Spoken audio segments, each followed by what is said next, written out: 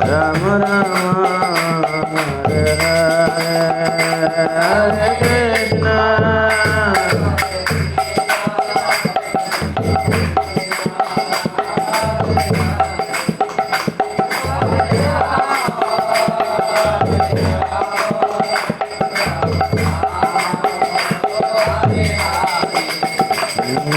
रघुपति राघव राजा राम पतित पावन सीताराम रघुपति राघव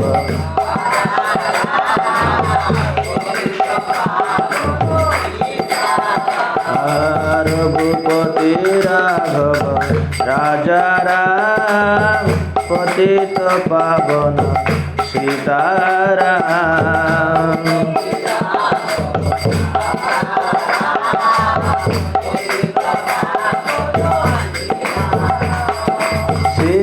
सीताराम सीताराम जय लक्ष्मण जय जय हनुमान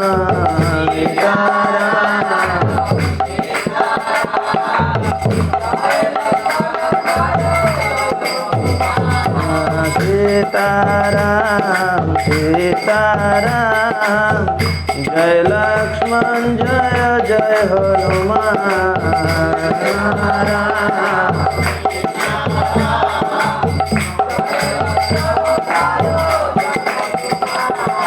रघुपति राघव राजा राम पतित पावन सीताराम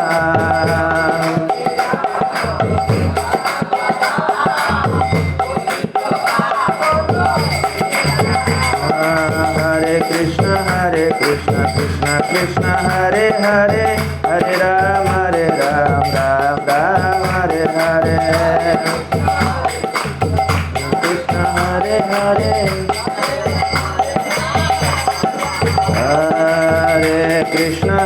कृष्ण कृष्ण कृष्ण हरे हरे हरे राम राम राम हरे हरे प्रवीण हरि बोल है प्रवीण বইটা বই জয় রাধা মাধব জয় রাধা মাধব রাধা মাধব জয় রাধা মাধব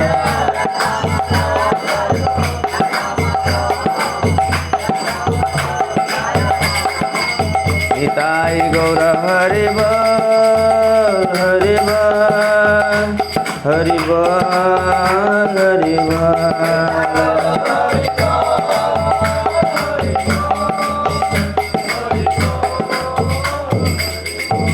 जय श्री श्री राधा माधव की कुंज बिहारी की अनंत कोटि वैष्णव भक्त वृंद की जय श्री रामचंद्र भगवान की राम नवमी महामहा उत्सव आगत की जय श्री रामायण ग्रंथ की श्री वाल्मीकि मुनि की समवेत गौर भक्त वृंद की जय जय निताय गौर सीतानाथ प्रेमानंदे हरि हरि बोल।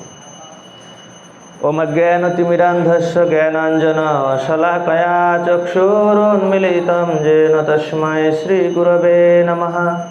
श्रीचैतन्यमनःभीष्टं स्थापितं येन भूतले स्वयं रूप कदा मह्यं ददाति स्वपदान्तिकं वन्देऽहं श्रीगुरो श्रीयुतपदकमलं श्रीगुरून् वैष्णवांश श्रीरूपं साग्रजातं सहगणो रघुनाथान्वितं तं सजीवं साद्वैतं सावधूतं पुरिजनसहितं कृष्णचैतन्यदेवं श्रीराधाकृष्णपादान् सहगणो ललिता श्रीविशाखान्वितांश्च नमोऽयं विष्णुपदाय कृष्णप्रेष्ठाय भूतले श्रीमते भक्तिवेदान्त स्वामिनीति नामिने नमस्ते सरस्वती देवे गौरवाणी प्रचारिणे निर्विशेष शून्यवादी पश्चात्देशतारिणे वाञ्छाकल्पतरुभ्यश्च कृपा सिन्धुभ्यो एव च पतितानां पावनेभ्यो वैष्णवेभ्यो नमो नमः। हे कृष्ण करुणा सिन्धु दीनबन्धु जगत्पते गोपेश गोपिका कांत राधाकांत नमस्तुते तप्त कांचन गौरांगी राधे वृंदावनेश्वरी वृषभानुसुते देवी प्रणमामि हरिप्रिये वृंदावै तुलसीदेवै प्रिया वै केशवस्य च कृष्णभक्ति प्रददेवी सत्यवत्यै नमो नमः। जय श्री कृष्ण चैतन्य प्रभु नित्यानंद श्री अद्वैत गदाधर शिवासादि गौरभक्तवृंद। हरे कृष्ण कृष्ण कृष्ण हरे हरे, हरे राम राम राम हरे हरे। ओम नमो भगवते वासुदेवाय। ओम नमो भगवते वासुदेवाय। ओम नमो भगवते वासुदेवाय।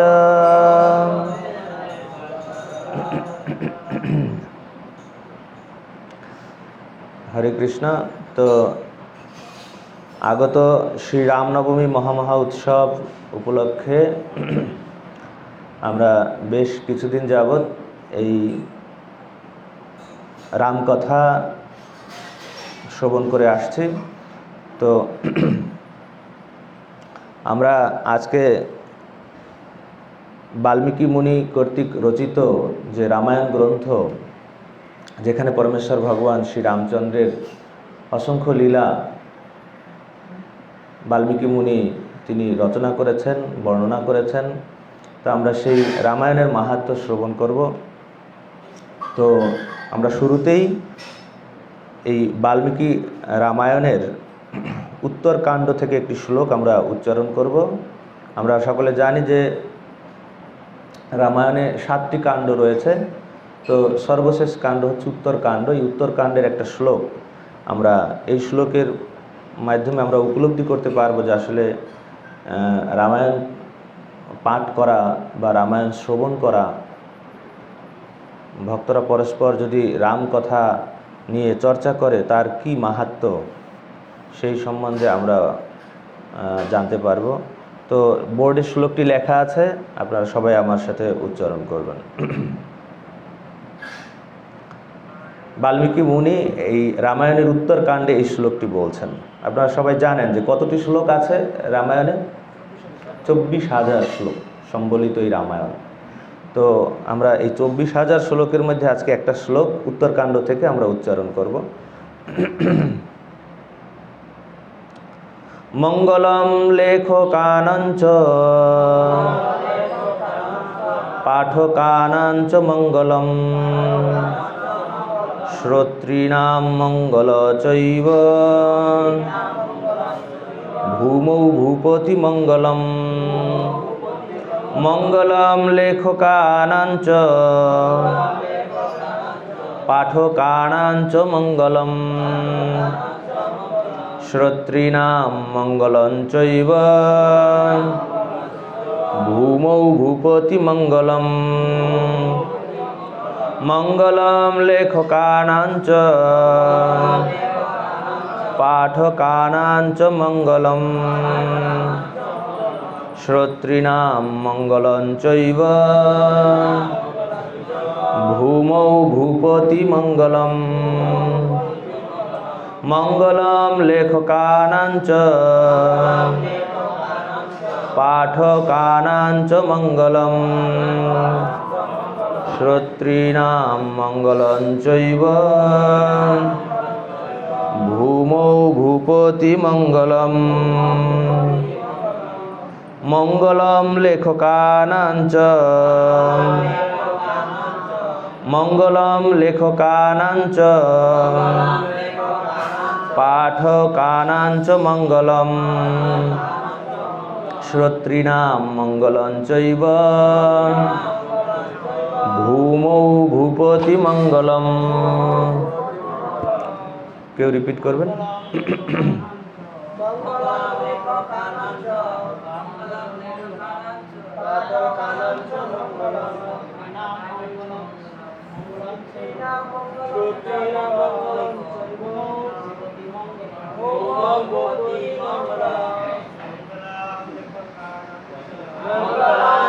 लेखकानां च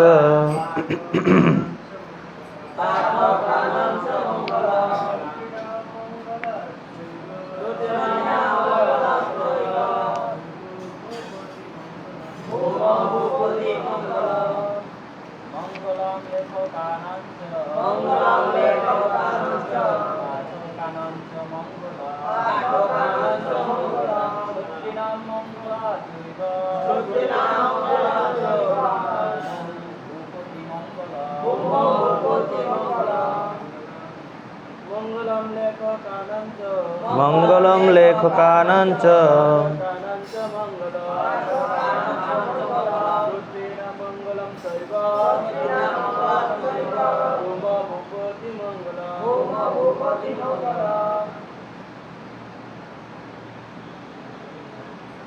তো এই শ্লোকের অনুবাদ সবাই আমার সাথে বলবেন। যে ব্যক্তি রামায়ণ লেখেন তার মঙ্গল হয়, যিনি পাঠ করেন তারও মঙ্গল হয়, আর যারা রামায়ণ শোনেন তাদেরও মঙ্গল হয়। যে স্থানে রামায়ণ গ্রন্থ থাকে সেই স্থানের সেই দেশের রাজা প্রজারা সকলেরই মঙ্গল হয়ে থাকে। মঙ্গলম লেখকানাং চ, অর্থাৎ যিনি এই রামায়ণের মতো মহান গ্রন্থ যিনি লেখেন বা রচনা করেন তার মঙ্গল হয়। পাঠকানাং চ মঙ্গলম, যিনি পাঠ করবেন রামায়ণ তার মঙ্গল হয়। শ্রোতৃণাম মঙ্গল চৈব, যারা শ্রবণ করবেন, যেমন আমরা সবাই এখন শ্রবণ করছি, তো আমাদের সকলের মঙ্গল হবে যদি আমরা রামায়ণ শ্রবণ করি প্রতিদিন। হ্যাঁ, প্রতিদিন না হলেও এখন যেহেতু রামনবমী আগত, এই সময় তো শ্রবণ করা যায়। ও বলছে আমার ডাবল মঙ্গল, পাঠ এবং শ্রবণ দুইটাই হচ্ছে। তো এই রামায়ণকে বলা হয় মঙ্গলকারী অমঙ্গলহারী। এই রামায়ণ গ্রন্থ বা রামকথা সকলের মঙ্গল সাধন করে আর সমস্ত অমঙ্গল হরণ করে। অমঙ্গলহারী, সমস্ত অমঙ্গল হরণ করে। আর যে স্থানে ভূমৌ ভূপতি মঙ্গলম, যে স্থানে যে দেশে এই রামায়ণ গ্রন্থ পাঠ হবে সেই স্থান, সেই দেশ, সেই দেশের রাজা, সেই দেশের প্রজা, নাগরিক সকলের মঙ্গল হবে। অতএব এখন করোনা ভাইরাস মহামারী চলছে, যদি দেশের আমরা মঙ্গল চাই তাহলে কি করতে হবে? বেশি বেশি রামায়ণ শ্রবণ করতে হবে, পাঠ করতে হবে, ঠিক না? বড় বড় রাম কথার আয়োজন করতে হবে। আর যারা রামায়ণ পাঠ টাঠ করবে তাদের বেশি বেশি দান টান করতে হবে। এরও মাহাত্ম বর্ণনা করা হয়েছে রামায়ণে, যদি কেউ রামায়ণ পাঠ করে তাকে দান করতে হবে। যাই হোক, সেটা তো আবার বারবার বলা যাবে না, তাহলে আবার কেউ মনে করবে যে পাঠক এখন কি আমাদের কাছ থেকে কিছু দাবি করছে না কেউ। তো কিন্তু রামায়ণ মাহাত্মে এই কথা বর্ণনা করা হয়েছে।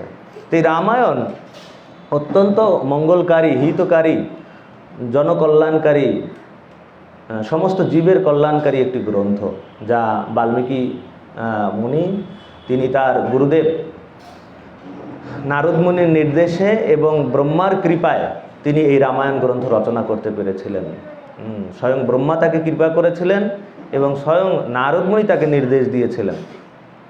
কারণ এই বাল্মীকি মুনির ব্যাকগ্রাউন্ড খুব বেশি ভালো না। পিছনে কি ছিলেন তিনি? শুরুতে কি ছিলেন? অনেক বড় দস্যু ছিলেন, কি ঠিক না? ডাকাত ছিলেন, একেবারে টপ মোস্ট টেরোরিস্ট ছিলেন, ঠিক না? অনেক বড় সন্ত্রাসী ছিলেন।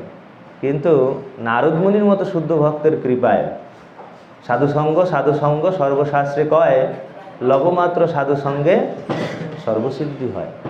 তো এই রত্নাকর দস্যু অনেক বড় ডাকাত ছিলেন, দস্যু ছিলেন, কিন্তু সামান্য সঙ্গ লাভ করেছিলেন কার?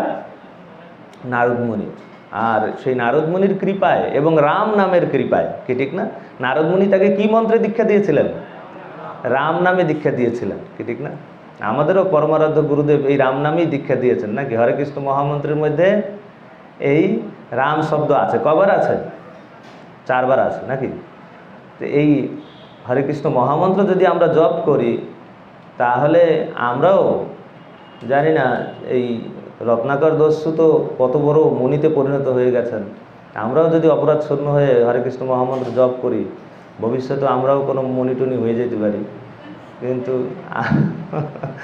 বাল্মীকি মুনির তো নাম আসছে শাস্ত্রে, আমাদের নাম আর আসার সম্ভাবনা নাই যদিও। আর দেখেন কি কতটা গুরুত্বপূর্ণ একটা বিষয়, দেখেন আমরা যদি মজা করছি, বাল্মীকি মুনি বা রত্নাকর দস্যু সে কিন্তু রাম নাম সঠিকভাবে উচ্চারণ করতে পারে নাই, উচ্চারণটা করছে কিন্তু ভুল, কি ঠিক না? সে উচ্চারণ করছিল কি মরা মরা।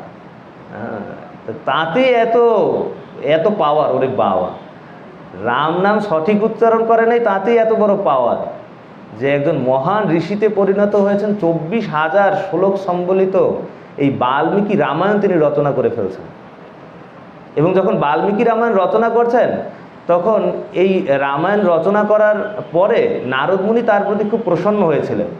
এই জন্য নারদ মুনি বলছিলেন কি, ঠিক আছে, এর পরবর্তীতে কলিযুগ আসছে, ত্রেতা যুগের পরে দাপর যুগ, তারপরে কলিযুগ, তো বাকি যে সমস্ত শাস্ত্র আছে তা তুমিই রচনা করো, ভগবদ গীতা, শ্রীমদ্ ভাগবতম, এইসব রচনার দায়িত্ব নারদ মুনি বাল্মীকি মুনিকে দিতে চেয়েছিলেন।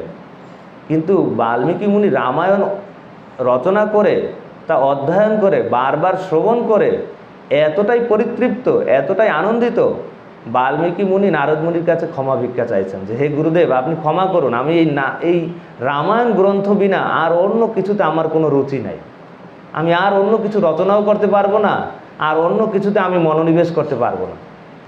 তো এই জন্য নারদ মুনি দেখলেন যে না, এই শিষ্যরে দিয়ে আর কোনো কাজ হবে না, আমার নতুন আর অন্য কোনো শিষ্য চেলা টেলা দেখতে হবে। তো এই জন্য তিনি পরবর্তীতে ব্যাসদেবকে দিয়ে শ্রীমদ্ ভাগবত, মহাভারত, আর কি ভগবদ গীতা, এই সমস্ত কিছু রচনা করালেন। আর বাল্মীকি মুনি শুধুমাত্র এই একটা গ্রন্থ রচনা করেই তিনি সন্তুষ্ট। রামায়ণ কত মাহাত্ম্যপূর্ণ একটি গ্রন্থ, আর ভগবান রামচন্দ্রের চরিত কথা কত সুন্দরভাবে তিনি ব্যাখ্যা করছেন এই রামায়ণে। এই জন্য রামায়ণের অনেক অর্থ আচার্যগণ ব্যাখ্যা করছেন যে এই রামায়ণ শব্দের অর্থ কী।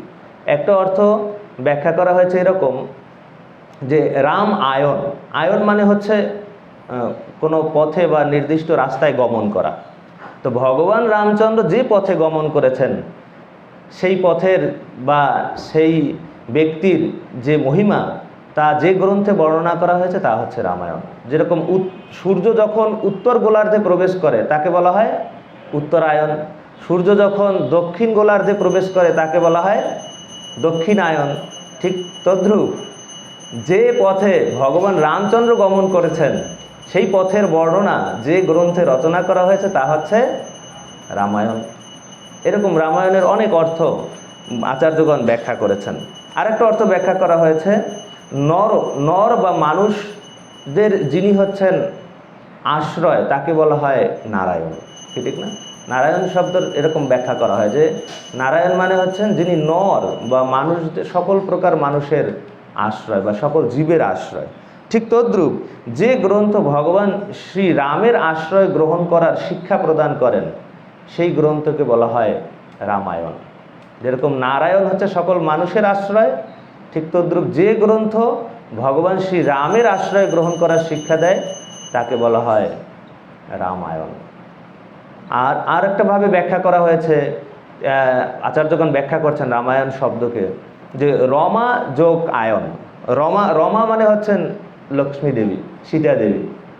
তো যে গ্রন্থে রমা অর্থাৎ লক্ষ্মী দেবী, সীতা দেবীর মাহাত্ম্য কথা, তার যে পতিব্রতা ধর্মের মহিমা বর্ণনা করা হয়েছে, তার যে ত্যাগ বা তার যে তপস্যা, নিজ পতির জন্য, নিজের স্বামীর জন্য তার যে কতখানি আত্মত্যাগ, সেই কথা যে গ্রন্থে বর্ণনা করা হয়েছে তা হচ্ছে রামায়ণ। এই জন্য সীতা দেবীর মহিমা বর্ণনা করা হয়েছে বিধায় কোনো আচার্যগণ এই রামায়ণকে বলেছেন সীতাচরিত। রামায়ণ গ্রন্থের অনেকে ব্যাখ্যা করেন যে এটা হচ্ছে সীতাচরিত কথা, কারণ এই রামায়ণে সীতা দেবীর অনেক মহিমা বর্ণনা করা হয়েছে। আর সীতা দেবীর যে কত আত্মত্যাগ সেটা বর্ণনা করা হয়েছে। কারণ একে তো রাবণের দ্বারা যখন তিনি প্রতারিত হন, রাবণ যখন সীতা দেবীকে হরণ করে নিয়ে যান, তখন তিনি তার স্বামী বা পতির বিয়োগ অনুভব করেছিলেন। রামচন্দ্রের যে বিরহ, তিনি দীর্ঘ সময় তাকে অনুভব করতে হয়েছে। আর এখানেই শেষ নয়, যখন রামচন্দ্র 14 বছর বনবাসের পরে যখন পুনরায় অযোধ্যায় ফিরে আসলেন, তখন আবারও সীতা দেবীকে একটা পরীক্ষা দিতে হলো, অগ্নি পরীক্ষা। পুনরায় তাকে বনবাসে যেতে হলো।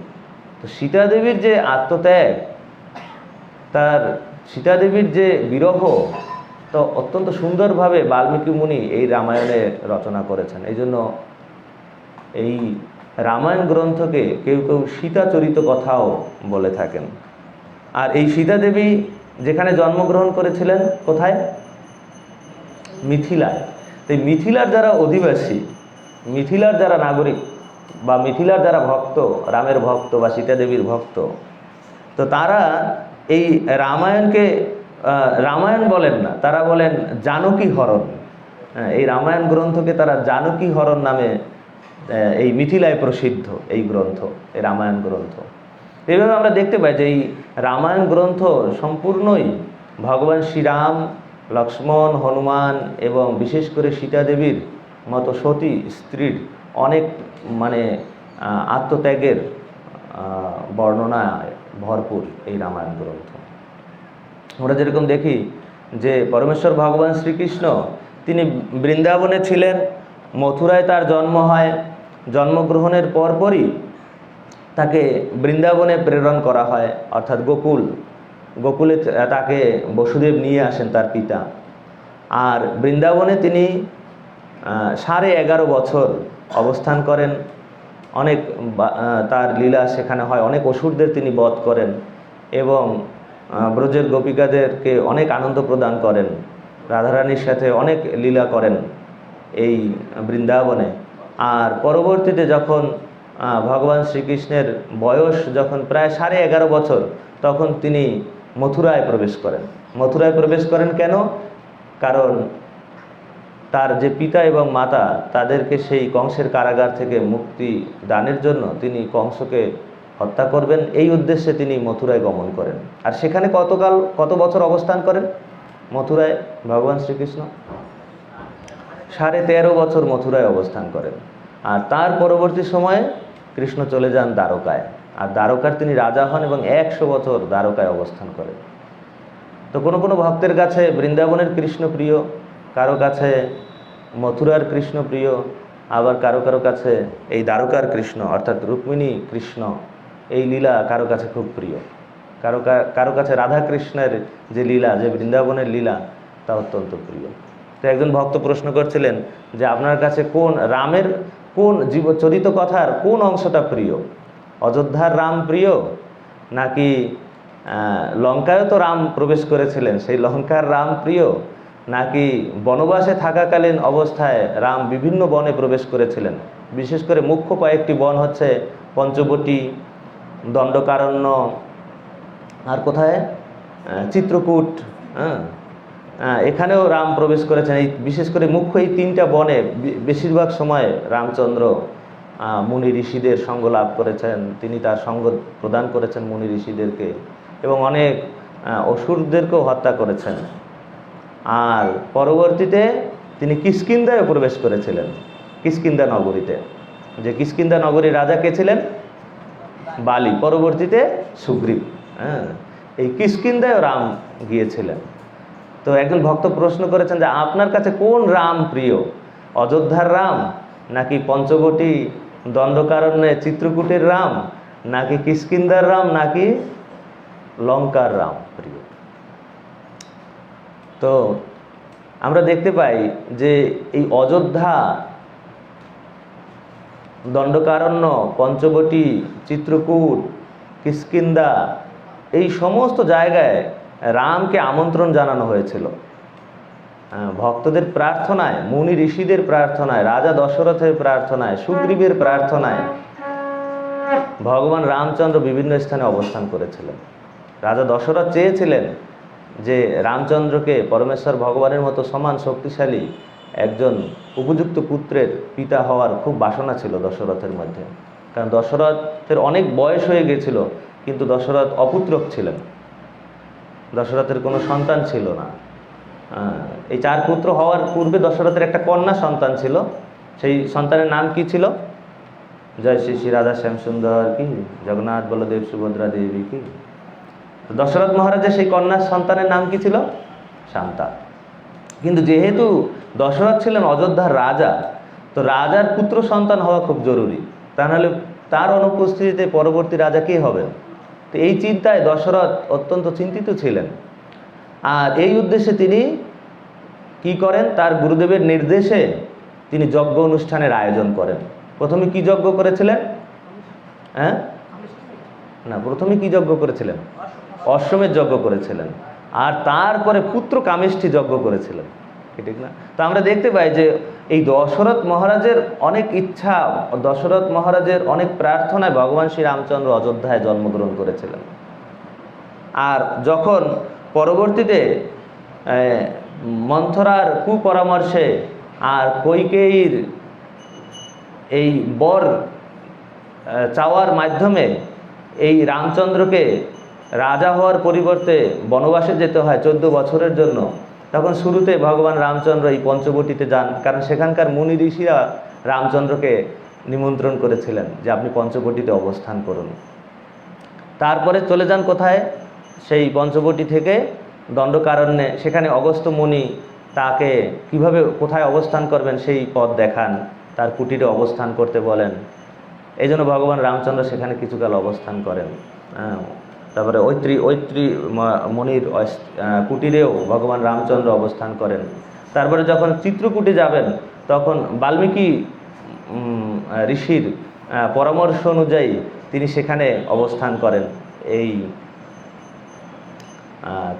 চিত্রকূটে। আর সেখান থেকে পরবর্তীতে তিনি চলে যান কিষ্কিন্ধায়। আর কিষ্কিন্ধায় সেখানে সুগ্রীব তাকে আমন্ত্রণ জানান সেই কিষ্কিন্ধা নগরীতে প্রবেশ করার জন্য। এই সমস্ত জায়গায় আমরা দেখি ভগবান রামচন্দ্রকে আমন্ত্রণ করা হয়েছে, নিমন্ত্রণ করা হয়েছে, এই জন্য ভগবান রামচন্দ্র সেখানে প্রবেশ করছেন। কিন্তু একমাত্র লঙ্কাই একমাত্র নগরী যেখানে ভগবান রামচন্দ্র কোনো নিমন্ত্রণের অপেক্ষা করেননি, কেউ তাকে নিমন্ত্রণ করেনি, কারণ সবাই তো রাক্ষস, ওখানে সবাই কৃষ্ণ বহির্মুখ। ভগবান রামচন্দ্রের কেউ ভক্ত নেই সেখানে।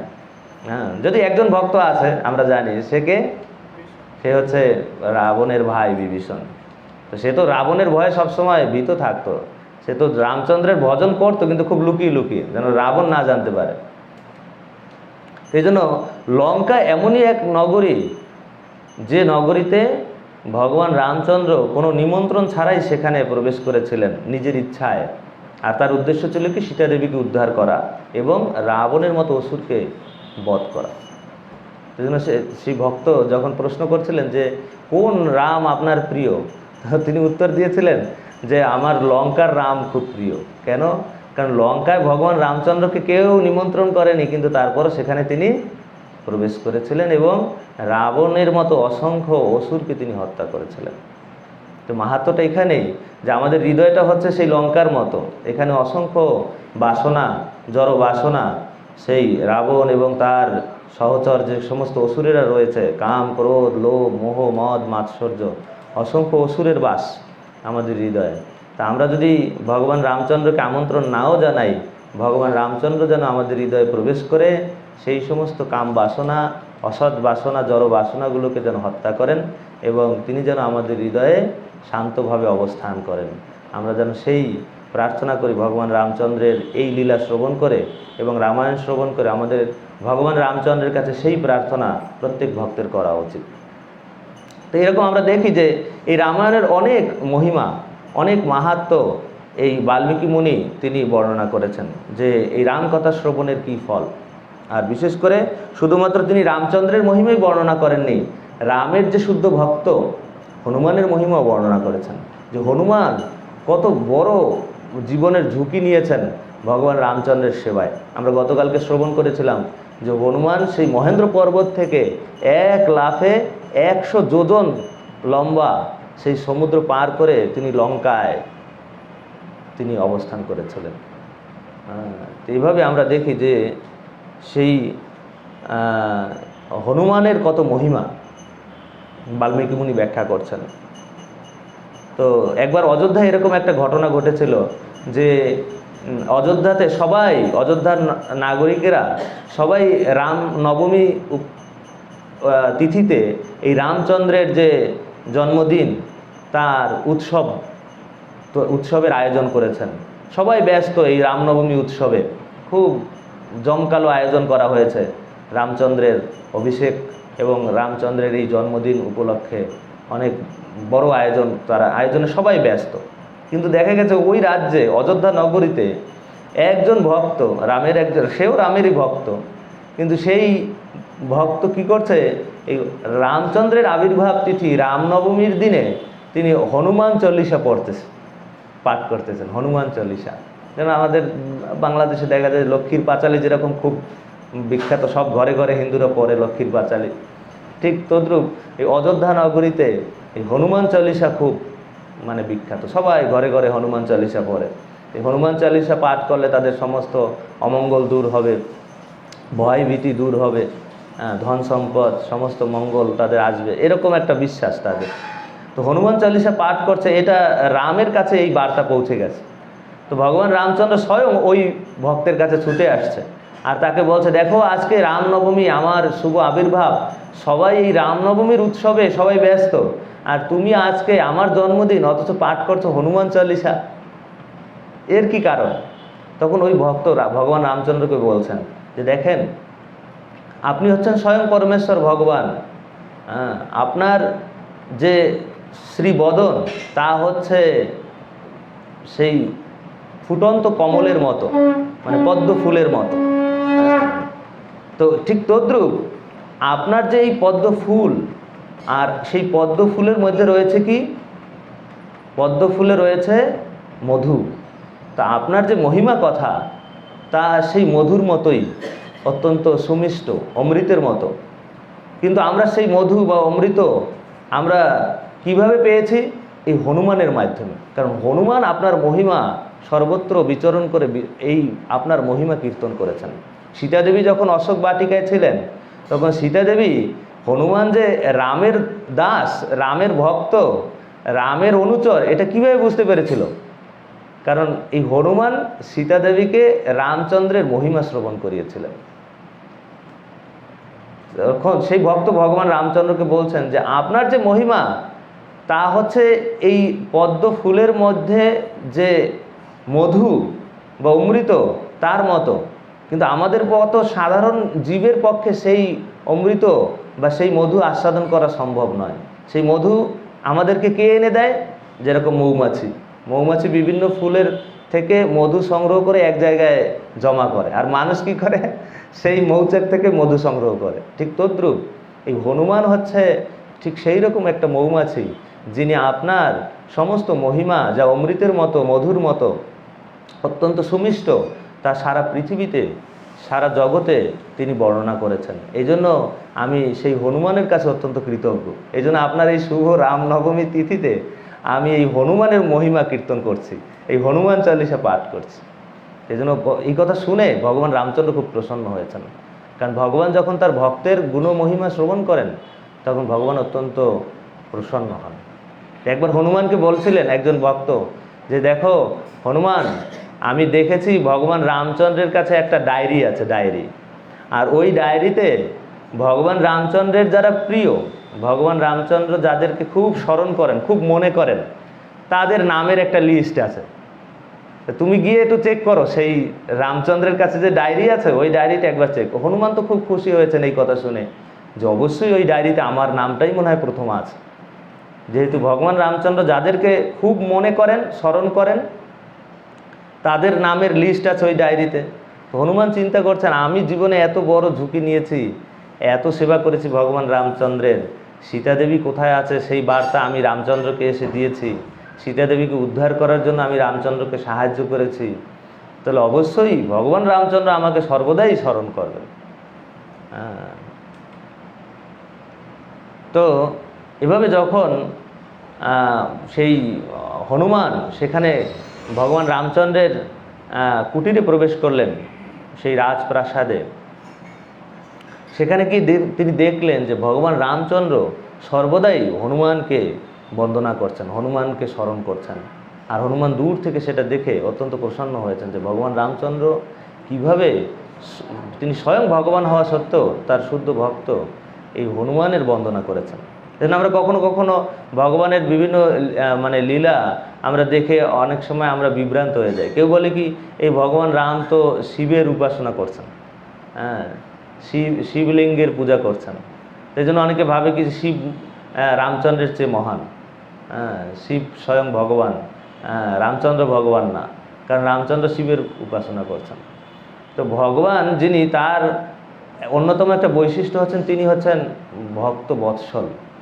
তিনি ভক্তদের তিনি স্বয়ং পূজা করেন। যেমন আমরা গতকালকে শ্রবণ করেছিলাম, যখন সুদামা বিপ্র দ্বারকায় প্রবেশ করেছিলেন তখন স্বয়ং ভগবান তার পাদ প্রক্ষালন করছিলেন, তার চরণ ধৌত জল তিনি পান করেছিলেন। তা ঠিক তদ্রূপ শিবের আরাধনা করলেই যে রামচন্দ্র ছোট হয়ে গেছেন তা নয়। কেউ কেউ বলে রামচন্দ্র দুর্গাপূজা করেছিলেন। যদি এই রামচন্দ্র দুর্গাপূজা করেছেন এই বর্ণনা বাল্মীকি রামায়ণে নেই। এটা আছে যে কীর্তিবাস ওঝা তিনি যে রচনা করেছিলেন রাজা কৃষ্ণচন্দ্রের শাসন আমলে, সেই রামায়ণে দেখা যায় যে বর্ণনা আছে যে রামচন্দ্র দুর্গাপূজা করেছিলেন। তো যদি দুর্গাপূজা করেও থাকেন এর মানে এই নয় যে রামচন্দ্র দুর্গাদেবীর চেয়ে ছোট হয়ে গেছেন, দুর্গাদেবী ভগবান হয়ে গেছেন আর রামচন্দ্র তার সেবকে পরিণত হয়েছেন, তা নয়। আমরা কুরুক্ষেত্রের যুদ্ধে দেখতে পাই ভগবান শ্রীকৃষ্ণ নিচে বসে আছেন আর অর্জুন রথের উপরে বসে আছেন। অর্জুনের কথা মতো ভগবান রথকে পরিচালনা করছেন। এর মানে এই নয় যে অর্জুন ভগবানের চেয়ে বড় হয়ে গেছেন। জীব কখনো ভগবান হতে পারে না।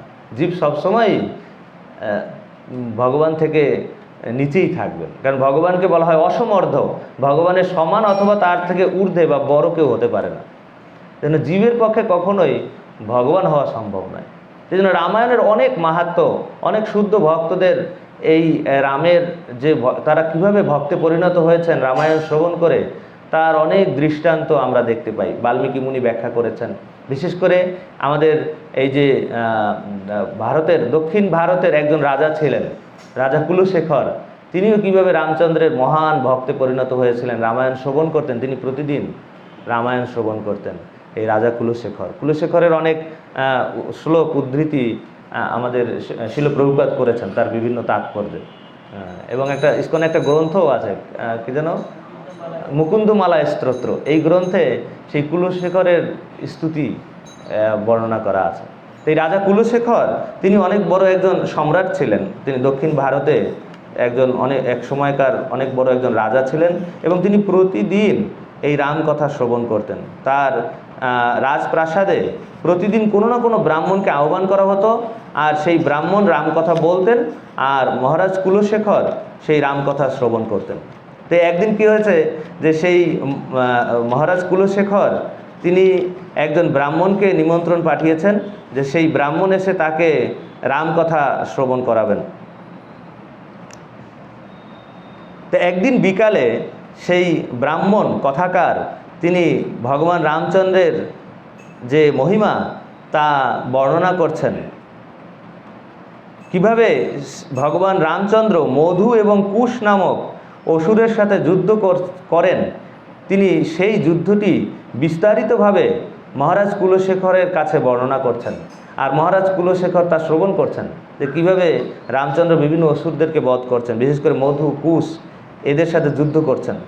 তো যখন এই বর্ণনা তিনি করছেন যে কিভাবে অসুরদের সাথে ভগবান রামচন্দ্র এখন যুদ্ধে ব্যস্ত আছেন, এই কথা শ্রবণ করা মাত্রই মহারাজ কুলশেখর, তিনি তো একজন রাজা ক্ষত্রিয়, তিনি এতটা রামচন্দ্রের এই মহিমা রামায়ণ কথায় এতটা ডুবে গেছেন, তিনি মনে করছেন কি এই যুদ্ধ এখন চলছে।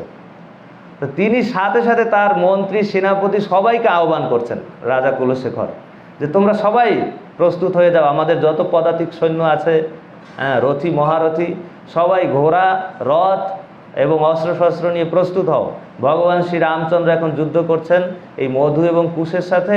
আমরা যাতে ভগবান রামচন্দ্র যাতে এই যুদ্ধে বিজয়ী হয় এই জন্য তাকে সাহায্য করার জন্য আমরাও এখন যাব। এখন ব্রাহ্মণ তো অবাক হয়ে গেছে, কী অবস্থা, আমি তো শুধুমাত্র রামচন্দ্রের এই মহিমা বর্ণনা করছি, কিন্তু মহারাজ কুলশেখর তো মানে রামায়ণে এতটাই মানে নিমগ্ন হয়ে গেছেন যে তিনি এখন ব্যস্ত হয়ে গেছেন যে অযোধ্যার উদ্দেশ্যে রওনা হবেন। তো এখন রাজার আদেশ কেউ তো মানে লঙ্ঘন করতে পারবে না।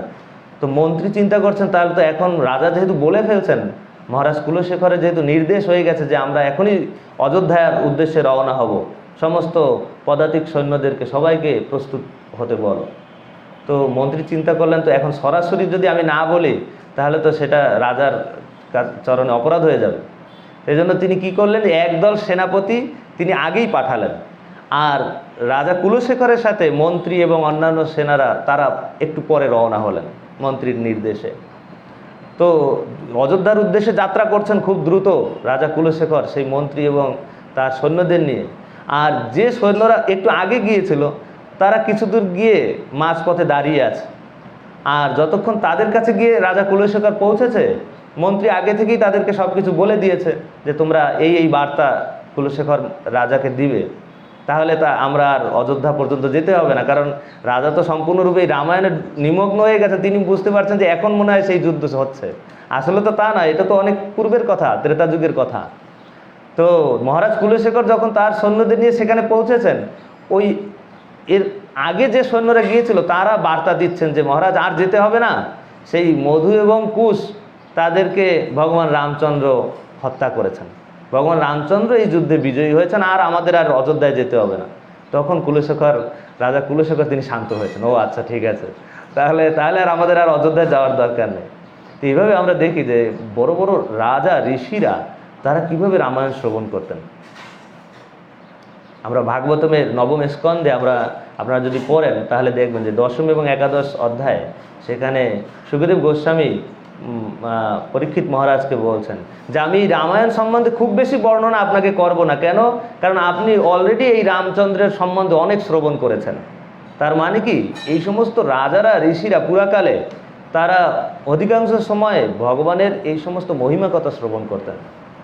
তারা এক একজন রাজা, ঋষি, রাজর্ষি, তারা পর্যন্ত ভগবানের মহিমা শ্রবণ করতেন। আর ভগবান শ্রীকৃষ্ণও আমরা দেখি যে ভগবদ্গীতায় বলছেন যে আমি সমস্ত রাজর্ষিদের এই জ্ঞান দান করেছিলাম, এবং পরম্পরা প্রাপ্তম ইমম রাজর্ষয় বিদু সকালে নেহ মহতা যোগ নষ্ট পরন্তপ, যে আমি সমস্ত রাজর্ষিদের এই জ্ঞান দান করেছিলাম, কিন্তু কালের প্রবাহে তা নষ্ট হয়ে গিয়েছিল, এই জন্য পুনরায় আমি তোমাকে এই জ্ঞান দান করছি হে অর্জুন। তো এইভাবে আমরা দেখি যে এই রাজা কুলশেখর কিভাবে রামকথা শ্রবণ করতেন, এই রামায়ণের কত মহিমা, কত মাহাত্ম্য। আর আমরা মহাপ্রভুর লীলায় দেখি যে মহাপ্রভুর যে শুদ্ধ ভক্ত যারা ছিলেন, একান্ত পার্ষদ ছিলেন, বিশেষ করে স্বরগোস্বামীরা, স্বরগোস্বামীদের মধ্যে মুখ্য হচ্ছেন রূপ গোস্বামী এবং সনাতন গোস্বামী। আর এই রূপ গোস্বামী, সনাতন গোস্বামী মহাপ্রভুর অত্যন্ত প্রিয় ছিলেন। স্বরগোস্বামীরা সবাই প্রিয় ছিলেন। আর এই রূপ গোস্বামী, সনাতন গোস্বামীর আরেকজন ভ্রাতা ছিলেন, তার কি নাম? অনুপম। এই অনুপম ছিলেন ভগবান রামচন্দ্রের ভক্ত। আর মহাপ্রভুর লীলা আরও একজন ভক্তকে আমরা দেখি, তিনিও ছিলেন রামচন্দ্রের ভক্ত। কে বলতে পারে? আমরা নবদ্বীপ মণ্ডল পরিক্রমার সময় সেইখানে যাই। মুরারি গুপ্ত। এই মুরারি গুপ্তের কি বলা হয়, এটা মুরারি গুপ্তের শ্রীপাঠ নাকি? মুরারি গুপ্তের যে ওই যেখানে যায়, যেখানে গিয়ে শ্রীপাঠ বলে, মানে মাসি বাড়ির ঠিক পিছনে, ওইখান থেকে বল্লাল দিঘির, ওখান থেকে যেতে হয়। তো ওখানে গিয়ে অনেক বিশদ ব্যাখ্যা করেন মহারাজরা, নারুগোপাল প্রভু। আমরা যে বছর গিয়েছিলাম ওই সময় নারুগোপাল প্রভু ব্যাখ্যা করছিলেন। ওখানে সুন্দর রাম, লক্ষ্মণ, সীতা, হনুমানের একটা মন্দির আছে, যে বিগ্রহ মুরারিগুপ্ত স্বয়ং সেবা করতেন। আর এই মুরারিগুপ্ত ভগবান রামচন্দ্রের ভক্ত ছিলেন। অর্থাৎ মহাপ্রভু বলছিলেন যে মুরারিগুপ্ত রামলীলায় কে ছিলেন? হনুমান। আর এই গৌরলীলায় তিনি হচ্ছেন মুরারিগুপ্ত। আর স্বরগোস্বামীদের মধ্যে এই অনুপম ছিলেন ভগবান রামচন্দ্রের ভক্ত। এই জন্য স্বরগোস্বামীরা, অন্যান্য গোস্বামীরা যদিও মহাপ্রভুর খুব প্রিয় ছিলেন এবং মহাপ্রভুর গুণ মহিমা কীর্তনে সবসময় ব্যস্ত থাকতেন, কিন্তু এই অনুপম ছিলেন অত্যন্ত রামের ভক্ত এবং তিনি সবসময় এই রামায়ণ শ্রবণ করতেন। সেই অনুপম ভাই শিশুকাল হইতে রঘুনাথ উপাসনা করে দৃঢ় চিত্তে, রাত্রি দিনে রঘুনাথের নাম আর ধ্যান, রামায়ণ নিরবধি শুনে করে গান।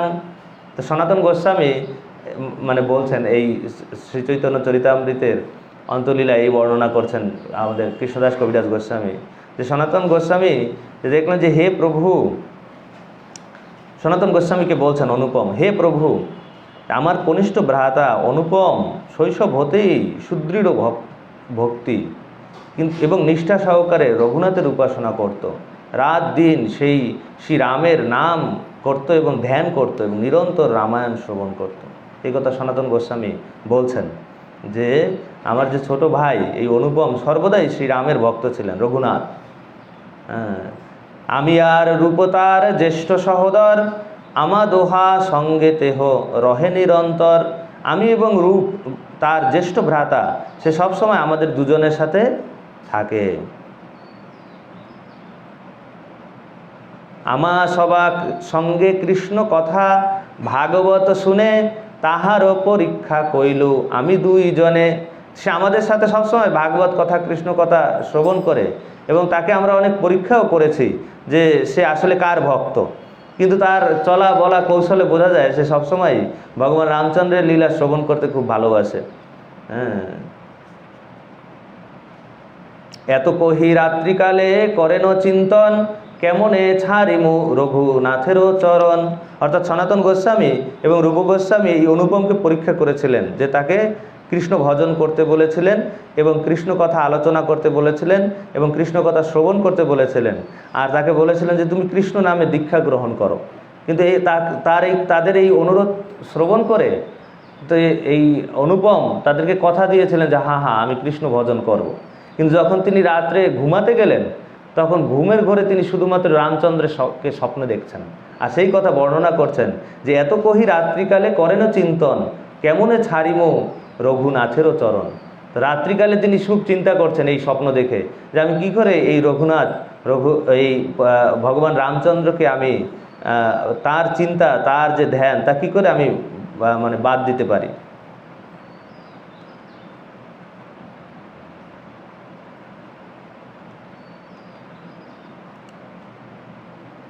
তবে আমি দুহে তারে আলিঙ্গন কইল, সাধু দৃঢ় শক্তি তোমার কহি প্রশংসিল।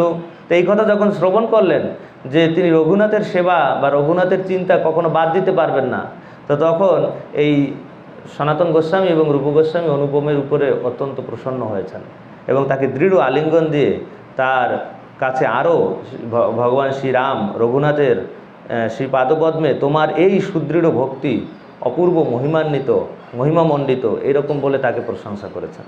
তো এইভাবে আমরা দেখি যে রামচন্দ্রের লীলা, ভগবান রামচন্দ্রের যে মাহাত্ম্য কথা, তার জীবনচরিত কথা, রামায়ণের মাহাত্ম্য তা কতটা মানে বিখ্যাত, শুধুমাত্র সেই ত্রেতা যুগে নয়, একদম সেই রাজা কুলশেখর মহাপ্রভুর লীলায়ও আমরা দেখতে পাই সেই ভগবান রামচন্দ্রের সমস্ত লীলা কথা অনেক ভক্তদের খুব প্রিয় ছিল।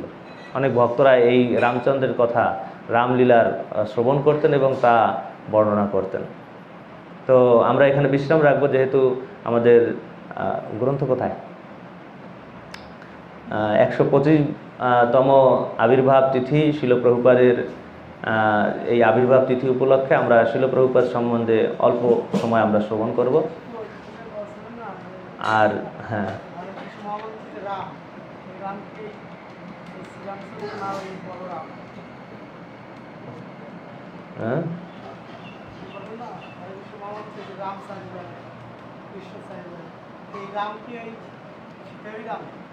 না না না, শিল প্রভুপাদ বলছেন রাধিকা রমন রাম, যিনি রাধারানীর সাথে রমন করেন তিনি হচ্ছেন এই রাম, অর্থাৎ কৃষ্ণ এই রাম। শিল প্রভুপাদ বলছেন যিনি কৃষ্ণ তিনিই রাম, কোনো পার্থক্য নাই।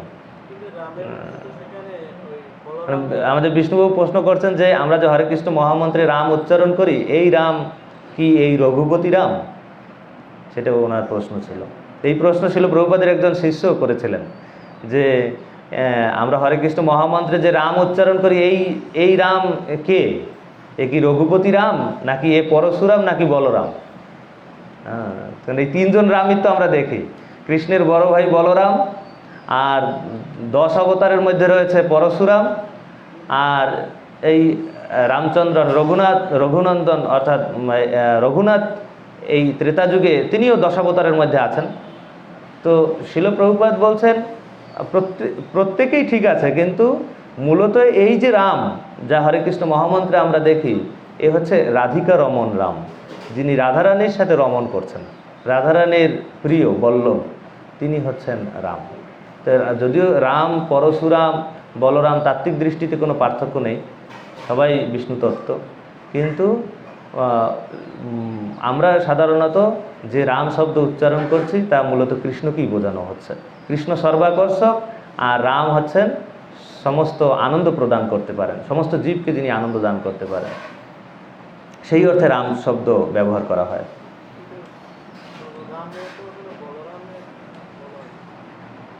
হ্যাঁ, বললাম তো সবই সবই ঠিক আছে। তো আমরা শিল প্রভুপাদ লীলামৃত থেকে পাঠ করছি। আমরা গতকালকে শ্রবণ করেছিলাম যে গোপাল আগারওয়ালের বাড়ির উদ্দেশ্যে শিল প্রভুপাদ রওনা করছেন সেই স্টেশন থেকে। আর গোপাল আগারওয়াল নিজেই তার ব্যক্তিগত গাড়ি নিয়ে এসেছিলেন, আর সেই স্টেশন থেকে 60 মাইল দূরে হচ্ছে তার বাড়ি বাটলারে। এই বাটলার শহরে তিনি বসবাস করেন। তো এখন শিল প্রভুপাদ সেই বাটলারের উদ্দেশ্যে রওনা করেছেন। প্রভুপাদের আতিথ্যের এই বন্দোবস্ত গোপাল শত প্রণোদিত হয়ে করেননি।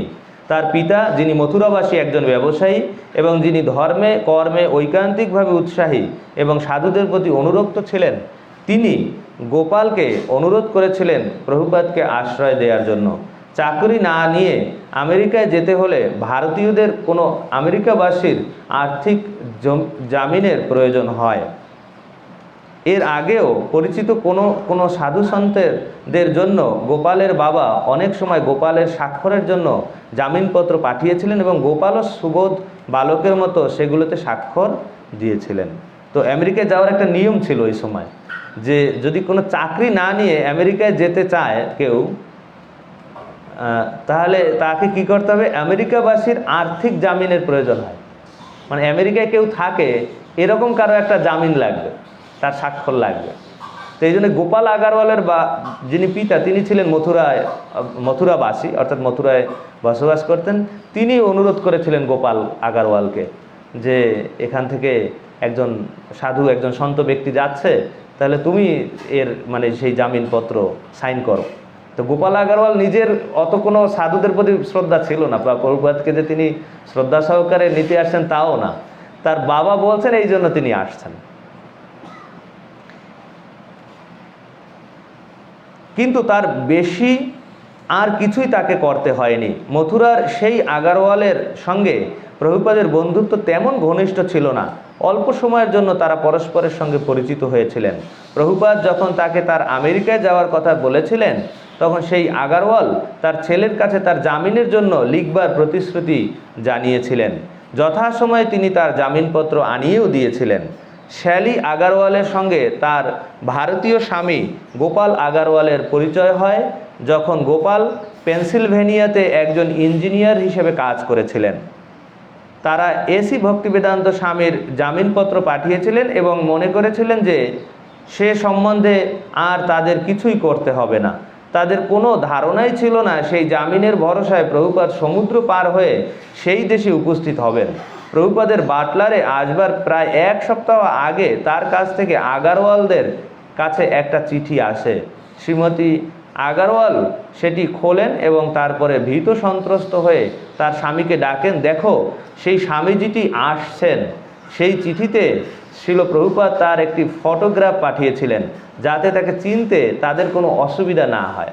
তাদের কাছে সেই ছবিটা রীতিমতো ভীতিজনক বলে মনে হয়েছিল। গোপাল বলেছিলেন তাকে চিনতে কোনো ভুল হবে না। অর্থাৎ প্রভুপাদ রওনা করার পূর্বেই একটা টেলিগ্রামে এটা মানে এই চিঠিতে শিল প্রভুপাদ তার নিজের ফটো পাঠিয়ে দেন, যে তিনি যে যাচ্ছেন তাকে দেখে যেন চিনতে পারে গোপাল আগারওয়াল। এই জন্য প্রথমে একটা চিঠি পাঠানো হয়। আর সেই চিঠিটা গোপাল আগারওয়ালের স্ত্রী অর্থাৎ শ্যালি আগারওয়াল তিনি পড়ে শোনাচ্ছিলেন, এবং গোপাল আগারওয়াল এবং তার স্ত্রী তারা একটু মানে ভীতিজনক পরিস্থিতিতে ছিলেন যে কে আসবে, যাকে চিনি না জানি না। আর তারা ভাবতেও পারেনি যে আমাদের এই জামিনপত্রের আমরা সাইন করে দেব, আর এই জন্য তো সে যে আমার বাসায় এসে উপস্থিত হবে আমাদের বাড়িতে, এটা তারা কখনো চিন্তা করেননি। সমস্ত ব্যাপারটাই আগারওয়ালদের রীতিমতো ভয় পাইয়ে দিয়েছিল।